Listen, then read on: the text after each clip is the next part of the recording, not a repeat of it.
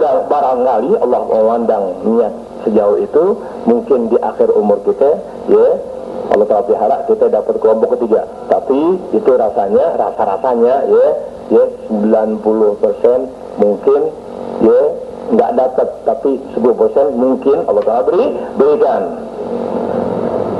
Dan gerakan-gerakan yang didapati atau dimiliki atau dilakukan oleh ahlul ghafalat, makna bebasnya ahlul ghafalat, orang-orang yang lalai.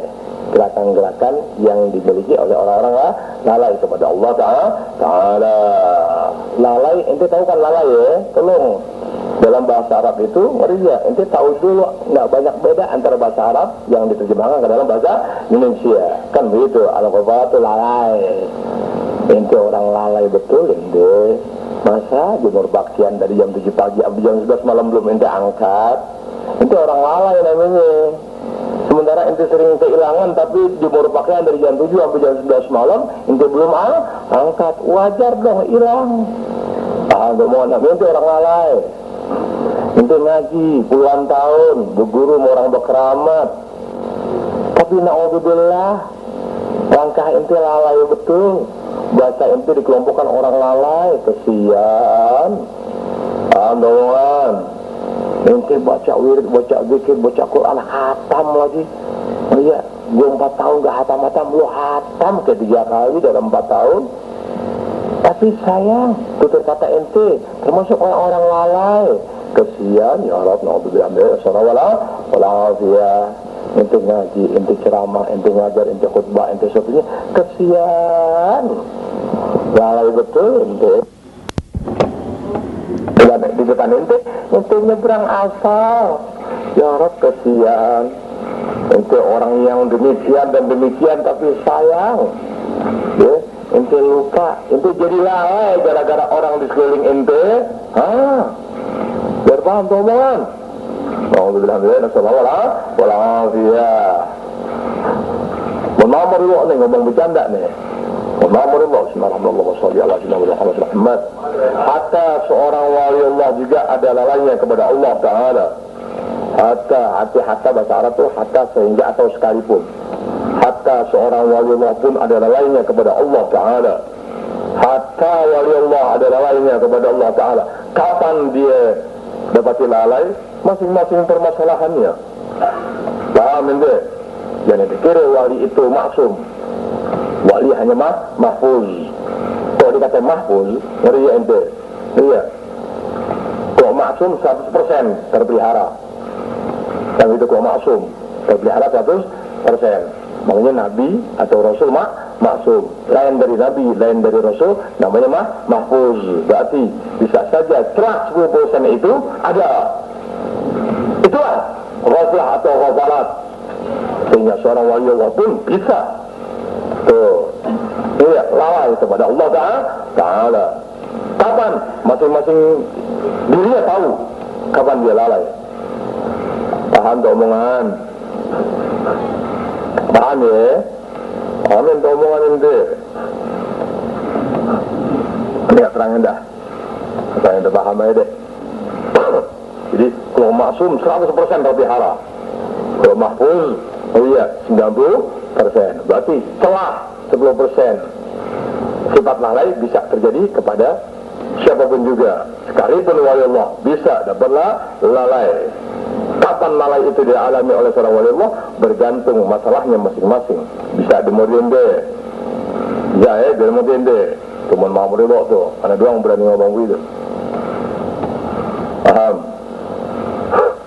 Ente seseorang yang demikian cinta kasih kepada anak dan istri. Ente seorang dikenal di lingkungan, sebegitu perhatian ente, sebegitu kecintaan ente kepada anak dan istri. Masya Allah, teladan betul ente. Ya, KB Lestari, 15 tahun, enak urakan tunggu juga.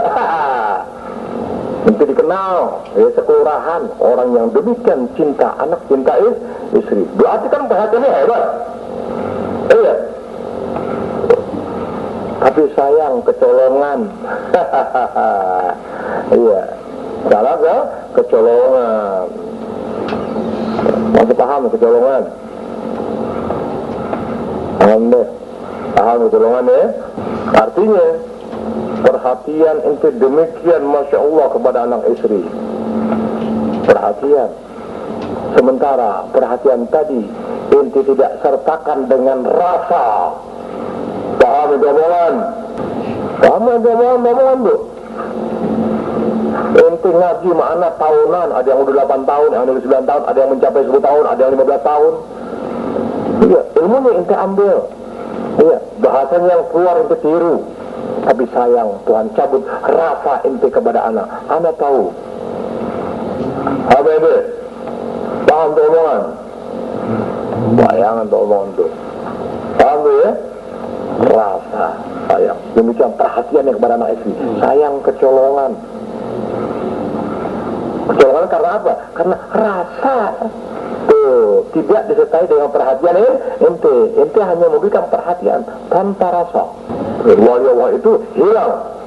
Dalam arti jatuh lalai kepada Allah Ta'ala ketika dia nggak pandai memelihara artinya dengan rasanya kepada Allah Ta'ala dalam setiap gerakannya. Paham? Artinya apapun yang masuk kepada seorang wali Allah itu ya datang Allah Ta'ala pelihara. Ibarat racun tercegah racun-racun yang datang ya kepada seorang wali Allah. Tapi ingat, dia manusia, dia bukan rasul, dia bukan nabi, dia tidak maksum, dia hanya mahfuz. Berarti ada celah 10% di badannya untuk bisa kemasukan setan. Di mana setan ini 1.000.000 satu macam yang datang kepada seorang wali Allah. Tentu lebih besar pangkatnya, lebih besar pula racun yang datang menyerang pada semua saluran darahnya. Urat demi urat yang ada, otak-otak sel yang jumlahnya jutaan bukan miliaran. Sel-sel otak bukan miliaran, jutaan di otak manusia. Oh iya, dari 1 juta barangkali kalau diambil contoh, nggak mustahil 5 sampai 11 sampai 100 ada yang kosong tanpa air, ada tanpa cairan atau tanpa air, sehingga setan bis itu bisa masuk kepada sel otak seorang wali Allah sebagaimana urat-urat darah yang ada. Nah, ente jangan bertebang dagu ente, tantangan mana ngaji bertebang dagu ente. Paham ya? Tuh, berarti lingkungan seorang wali tadi bisa mempengaruhi seorang wali Allah dalam perilakunya. Paham tuh omongan ente? Ana ente kenal begitu. Ana bisa dipengaruhi oleh siapapun. Semasa ana bisa ente saat itu yang ente sampaikan sesuatu tidak ada hati anda kepada Allah Ta'ala dalam komunikasi dengan anda. Ketika anda berkomunikasi dengan anda, berbicara begitu dengan anda, atau berhadapan tanpa bicara, hati anda lupa Allah Ta'ala, apapun yang akhirnya ente sampaikan bisa anda terima dengan akal. Ya betul. Tapi hati pun sama membenarkan, karena hati itu kosong daripada Allah Ta'ala. Disitulah racun-racun memasuki hati seorang wali Allah. Paham omongan? Makanya sulit untuk bisa mengenali seorang wali Allah. Tak ada mati ya? Pada umumnya seorang wali Allah dipengaruhi oleh lingkungannya. Pada umumnya seorang wali Allah dipengaruhi oleh lingkungannya. Pada umumnya lingkungan relatif, boleh keluarga, boleh murid, boleh jamaah, boleh kenalan, boleh siapapun. Ya, mana yang lebih dahsyat racunnya sebagai kekasihnya, sebagai orang kepercayaannya, sebagai orang yang banyak membantunya, sebagai orang itulah yang mempengaruhi diri seorang wali Allah, di mana sifat pengaruh tadi dapat keterima semasa hati seorang wali tadi tidak ada kepada Allah Ta'ala, masuk itu racun diterima oleh akal, lalu dia pun tidak berbuat sebagaimana racun yang datang. Dan bisa pula dideteksi ketika syaitan datang kepada hati seorang, siapapun dia, orang yang saat itu ada dalam pemeliharaan Allah Ta'ala dapat mendeteksi, dapat mengetahui orang ini ada dalam pengaruh syaitan. Tahu persis. Tahan deh. Ayatnya berapa bahan obrolan seorang dia. Bidare Rasul Muhammad Rabbim. Fanur al-awwal al-zalim. Sebagaimana tadi Anda katakan pertama dari keterangan Imam Ibnu Athaillah bahwa orang yang mengucapkan kalimat la ilaha illallah butuh kepada 3 nur, 1 nurul hidayah, 2 nurul kifayah, 3 nurul inayah. Maka fan nurul awal cahaya pertama nurul hidayah lil zalim. Mana bebas? Lil zalim itu orang yang berbuat zalim kayak kita. Minimal kita berbuat zalim kepada diri sendiri. Arti berbuat zalim menempatkan sesuatu tidak pada tempatnya. Menempatkan sesuatu tidak pada tempatnya. Itu arti zalim. Minimal kita rame-rame nih, yang lain enggak, kita yang rame-rame. Jadi kalau ada di antara ente yang datang, ya enggak termasuk orang zalim, keluar loh. Sebab guru lo zalim. Betul enggak? Kalau ente tahu zalim itu apa, ana orang zalim, ente abah. Amin omongan. Pan nurul awal le zalim, nurul hidayah itu, melihat le zalim bagi orang yang zalim. Bayangin ente. Contoh pakaian tadi, dipakai pakaian, habis sembahyang dibuka aja auratnya, di jalan deh. Ya, dengan aurat terbuka, zalim lah orang itu. Zalim terhadap dirinya sendiri. Nurul awal zalim. Paham bahwa Allahu Akbar, Alhamdulillah billah. Alhamdulillah sallallahu billah. Wasani lil muqtasid. Wasani lil muqtasid. Arti muqtasid ya mutawassit. Menengah. Pertama kelas kere. Kelas kere. Kedua kerupuk. Tuh, wasani. Wasani langsung meludah. Awal zalim. Yang pertama buat kelas zalim. Contoh pakaian tuh, ya. Habis sembahyang dibuka bajunya, iya, dibuka kainnya, dicelana kolornya, jalan. Tuh, awal zalim. Kenapa? Karena dia baru belajar doang. Iya, tuh yang belajar agama berlaku zalim ente. Bagaimana yang tidak? Tuh, amin bangunan. Awal zalim. Wasani lil muqtasid. Yang kedua, buat kelas menengah. Tuh, mana bahasa muqtasid itu pertengahan. Iya, buat orang yang sedang-sedang aja. Dia tahu pakaian dan wujud, dan dia pula tahu fungsi pakaian. Bisa demurin dia, sebagaimana contoh tadi.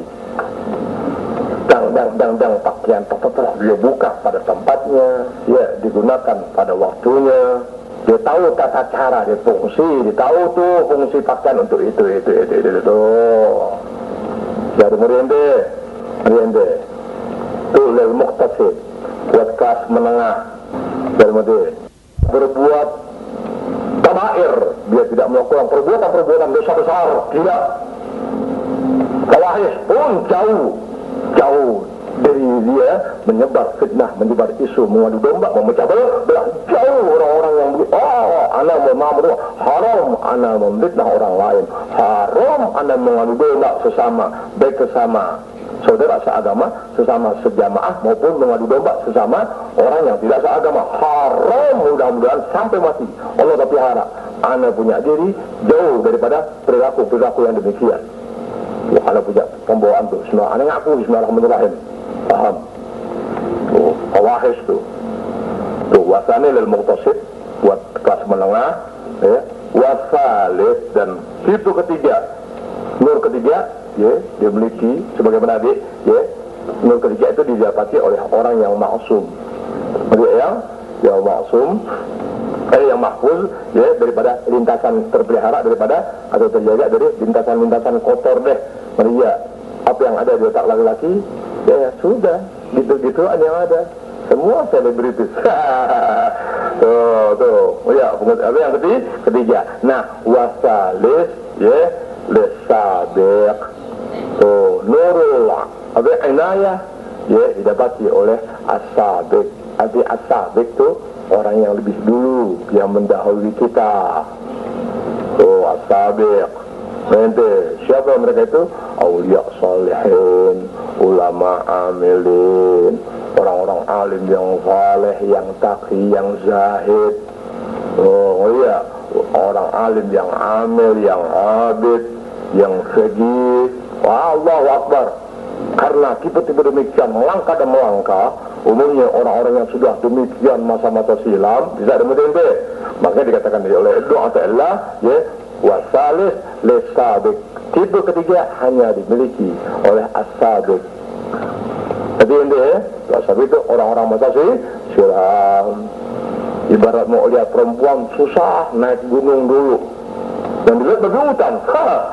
Oh, so sekarang nggak usah ke gunung lihat perempuan. Cukup buka kaca kelihatan itu paha.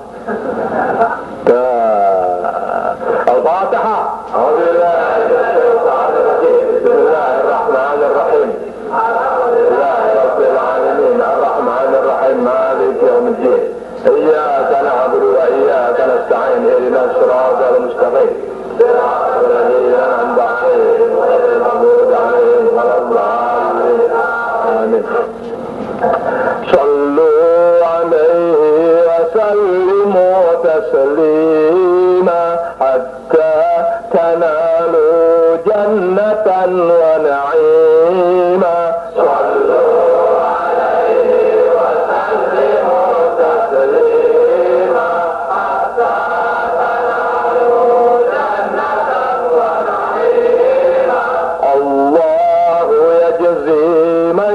صلي على النبي عشرا ويبقى في الجنان مقيما صلوا عليه وسلموا تسليما حتى تنالوا جنة ونعيما ربي أنا جئت لبابك باسدا فارحم عبادك وهدنا يا كريما صلوا عليه وسلموا تسليما حتى تنالوا جنة ونعيما ربي أنا أدعوك ليل نهار فاغفر ذنوبنا وكن علينا رحيما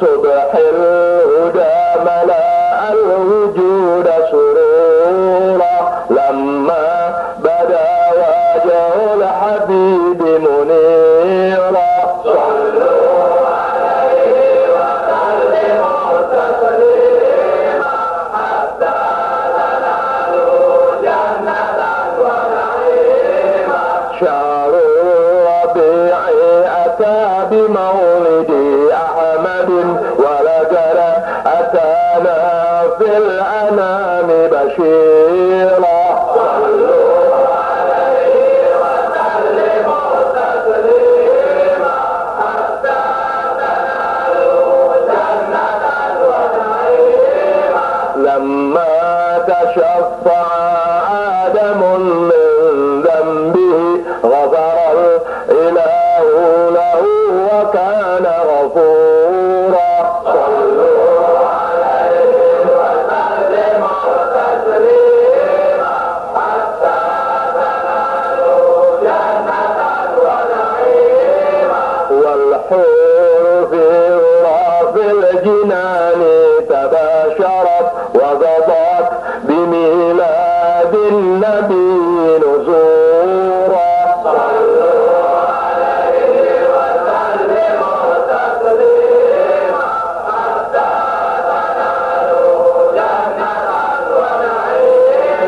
لما بدا وجه الحبيب تلألأت كل البقاع وقد نطقنا شكورا صلوا عليه وسلموا تسليما حتى تنالوا جنة ونعيما أطلعت يا شهر الربيع مشرفا قمرا يفوق مع الكمال بدورا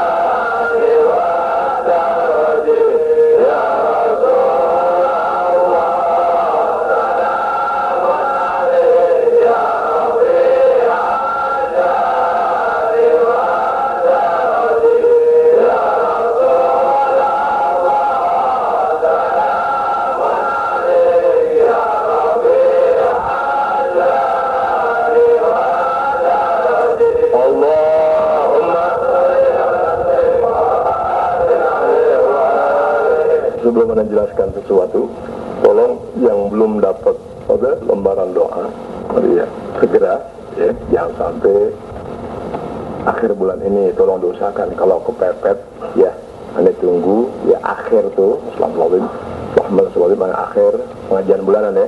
Sementara ini anda khususkan itu doa hanya buat kalangan jamaah majlis taklim. Setelah semuanya dapat, yang nggak mampu biar patungan bahasa kasarnya berdua, yang miskin banget gitu ya, berdua aja, baru anda izinkan ente bisa sebarluaskan tadi itu doa ya kepada orang-orang yang ente pandang membutuhkan, baik gitu, memang punya niat baik. Anda izinkan itu doa untuk ente ambil amanah, mau bawa 5 kayak bawa 10 bebas. Tapi anda lebih ridho kalau ente dulu sudah kuasai itu doa, baru kawan-kawan ente, kenalan-kenalan baik ente, keluarga ente boleh memiliki itu doa, sehingga tidak hanya anda yang dapat pahala, ente pun Allah berikan mudah-mudahan pahala berkah menyebar luaskan doa dimaksud.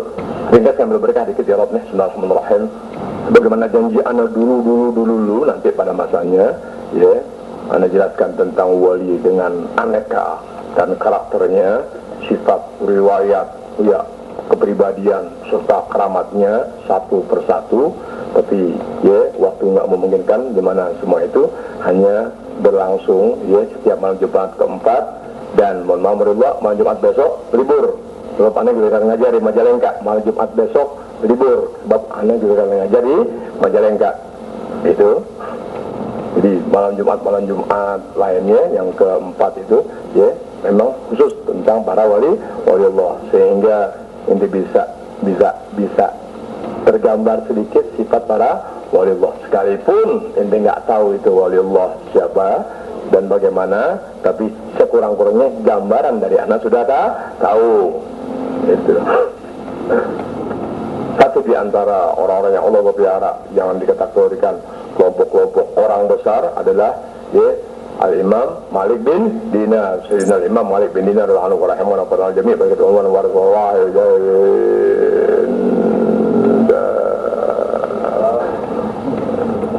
Allah Muhammad.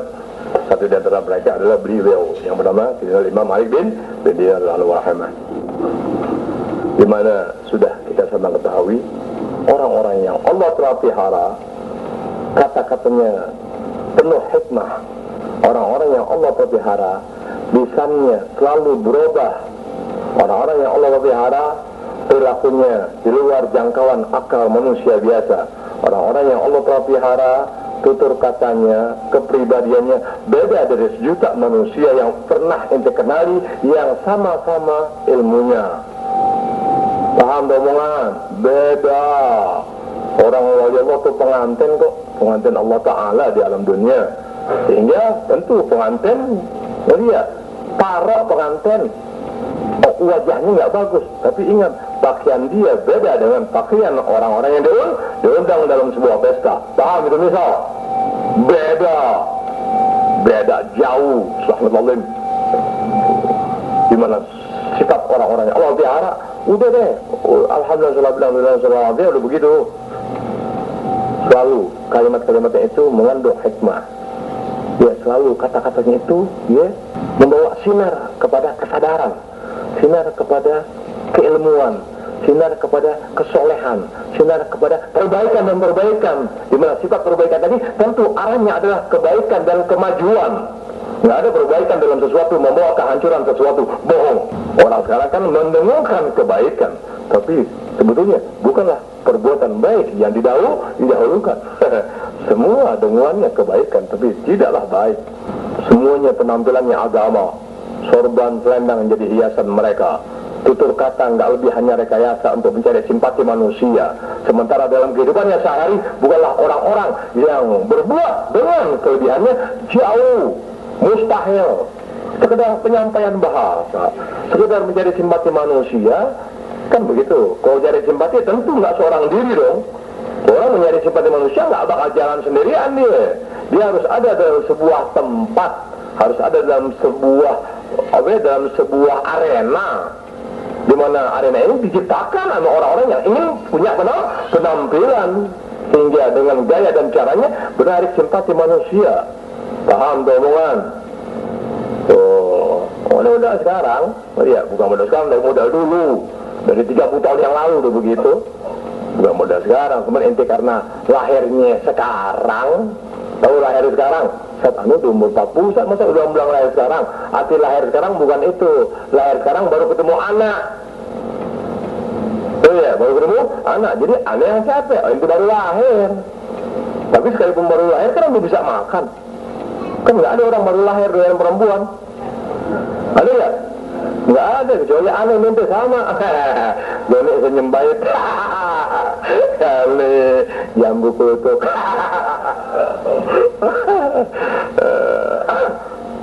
Oh ya. Ada arti baru lahir tuh baru ketemu anak. Ketemu anaknya bagaimana? Tuh dalam bahasa, tuh dalam penjelasan, tuh dalam pembauran, tuh dalam keterangan-keterangan yang langka ente di Indonesia bicara sebagaimana apa yang harus sampaikan. Langka ente tolong buktiin. Wah ente sayang.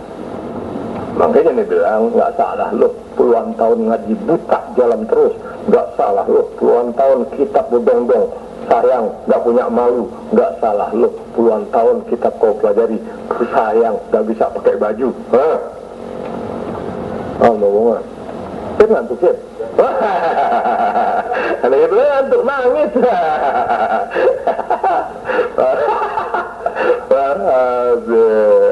Tokoh agama mukedot, tokoh agama mukedot, tokoh agama. Masih mendingan lihat muka Wiwit. Dia bilang lihat muka tokoh agama. Wiwit ketahuan emang remaja nggak punya pikiran.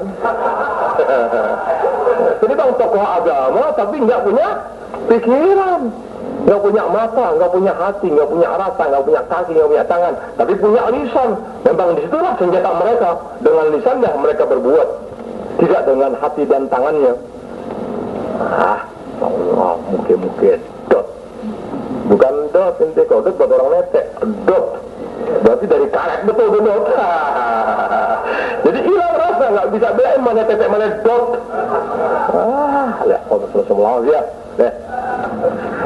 Di antara ucapan orang besar seperti Syekh Al-Imam Malik bin Al-Rahimah, di antara ucapan beliau, wa kana yaqul, beliau berkata, lam yabqa min روح الدنيا إلا ثلاثة: لقاء الإخوان، والتهجد بالقرآن، وبيت خال يذكر الله فيه. وكان رضي الله تعالى عنه يقول: إذا تعلم العبد العلم ليعمل به كثر علمه، وإذا تعلمه لغير العمل زاده فجورا وتكبرا واحتجارا للعامة. Bahasa ringan diartiin susah ente ngejabarinnya. Bahasanya ringan untuk diartikan, tapi ya Rob menjabarkan itu seseorang yang menjabarkan sesuatu dalam ilmu, iya bisa diketahui jelas apakah itu betul hatinya yang menjelaskan atau sekedar rekayasa dalam ucapan. Bisa diketahui ente. Makanya lebih bingung ente nggak punya rasa. Puluhan tahun ziarah ke keramat-keramat orang soleh, ke keramat-keramat para wali, ke rumah-rumah orang soleh, naudzubillah tidak punya rasa. Kenapa? Orang nurul hidayah nggak dapat, atau nurul hidayahnya ada nggak mau berupaya untuk dapatin nurul kifayah. Tentu aja pakaian yang ada dipakai, sementara najis sesuatu yang ada di pakaian nggak pernah ente sadari bahwa itu sebagai najis di badan, nggak ada, atau ente sadari tapi ente nggak mau benahi. Pantas ente ya ala hilang rasa.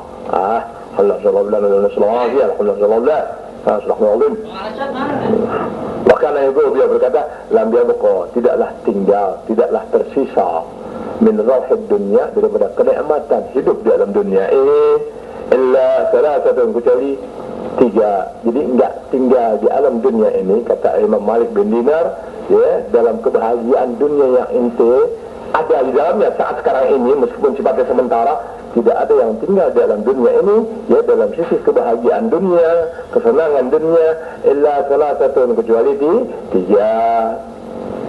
Yang pertama, liqaul ikhwan. Yang pertama, liqa'ul ikhwan, ketemu dengan sesama saudara seagama. Allahu Akbar. Mohon maaf mereka, alhamdulillah, masya Allah, la quwwata illa billah. Kalau ente pernah kenal anak, ketika anak ngobrol ame ente, lupa waktu, lupa malam, lupa segala. Kenapa? Sebab ente merasa ana sebagai guru ente, ana merasa ente kenalan baik ana di majelis ilmu, sehingga pembicaraan selalu berkenaan dengan ilmu dan pemeliharaannya serta perbandingan kiri dan kanan dari orang berilmu, sehingga selamatlah anda ketika menerima ilmu dari aku, mengingat terjadinya ilmu yang ente dapat dari ana dan penjelasan dari ana serta dari penjelasan tadi, ente bisa kembangkan kenyataan yang ada di dalam kehidupan masyarakat. Begitu. Alhamdulillah, kita lupa waktu kita ketika kita sama bertemu. Bicaranya udah lupa jadwal, lupa waktu. Kenapa? Itulah cermin kegembiraan ente yang Allah telah berikan di alam dunia, sehingga Imam Malik bin Dinar mengatakan lam yabqa min rafid dunya illa salasatun, tidak ada yang tersisa, tidak ada yang tinggal, tidak ada restan di alam dunia ini dalam bentuk sisi kebahagiaan, kegembiraan, kesenangan, ya, illa salasatun, kecuali di tiga ini yang bawa inti bahagia dalam hidup di alam dunia, ketemu dengan saudara seagama. Adapun perselisihan yang terjadi antara muslim dan muslim begitu, itu sih bukan saudara seagama ente. Paham gak omongan ente? Paham gak omongan? Iya, saling membunuh antara orang Islam itu sih orang Islam, bukan saudara seagama. Bukan saudara seagama. Paham ente omongan? Ini omongan fitnah sama orang jahil. Kenapa ya? Memusuh Allah Ta'ala lagi yang memfitnah bahasa anak. Adapun saling ribut, kelompok A dengan kelompok B mau saling membunuh dan sebagainya, padahal secara umum dikatakan orang Islam, sebagai saudara seagama, itu sih saudara seagama dalam arti bahasa. Saudara seagama dalam arti bahasa, bukan saudara seagama dalam arti agama yang sebenarnya. Bukan, nggak ada orang yang namanya saudara seagama saling membunuh. Tidak ada, tidak ada dalam dunia yang orang namanya saudara seagama saling membunuh. Mustahil terjadi. Mustahil ente. Bisa dengar ini? Liqa'ul ikhwan, ketemunya sesama saudara seagama. Aneh ente mau saling membunuh. Mustahil. Bohong. Sampai kiamat 2 kali nggak bakal terjadi. Mustahil. Dan jadi masalah kadar dari kata-kata saudara itu apa sebetulnya? Oh iya, ente lain suku. Iya, ente dengan anak beda segala, tapi ada dalam satu kesatuan. Begitu. Karena agama. Tapi karena agama bisa memporak-porandakan sesama. Kenapa? Ya orang nggak dibimbing sama orang yang ngerti ilmu agama dan mengamalkan ajaran agamanya, tentu aja kedekatan membuat keretakan. Itu kalau orang yang berilmu agama betul memang ilmunya ilmu agama tanpa kepentingan pribadi, dan dia sendiri yang mengajarkan ente ilmu betul berbuat dengan ilmunya, ente punya rasa yang dia betul punya perhatian kepada anda, dan ente mau nggak mau pun menyampaikan rasa yang sama sebagai orang yang ente pandang karena dia memperkenalkan ente jalan agama. Ya Alhamdulillah, nikmat betul dalam hidup ini. Ini bilang liqa'ul ikhwan, ketemunya saudara seagama. Sebagaimana saudara dengan saudara, haram saling membunuh, saling menyakiti. Dimana kita sudah sama tahu saudara dengan saudara bisa saling memberi dengan kelebihan masing-masing apa adanya, tanpa basa-basi, tanpa kepura-puraan. Itulah saudara dengan saudara. Tuh liqa'ul ikhwan, ketemunya saudara enak. Allahu Akbar. Enak. Tapi kenapa kita kadang-kadang dengan orang yang sama mengaji kok nggak mau tegur sahabat? Sebab kita mau negur, ya ini orang sudah beda. Ya, dari sorot matanya sudah mencerminkan ketidaksemangat. Dari perilakunya sudah jauh-jauh membuang muka.